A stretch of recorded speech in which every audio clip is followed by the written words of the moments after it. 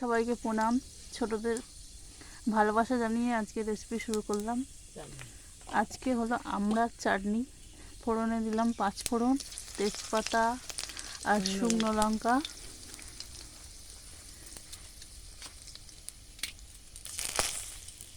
আমড়াগুলোকে ঢেলে দিলাম। পরিমাণ মতো লবণ দিলাম।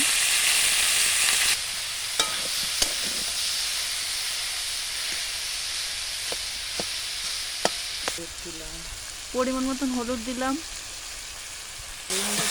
জল দিয়ে দিলাম।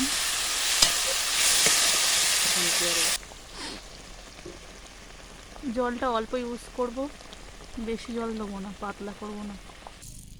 পরিমাণ মতন চিনি দিলাম। আচার চাটনিটা একটু মিষ্টি মিষ্টি করব, তোমাদের পরিমাণ মতো তোমরা চিনি দিতে পারো।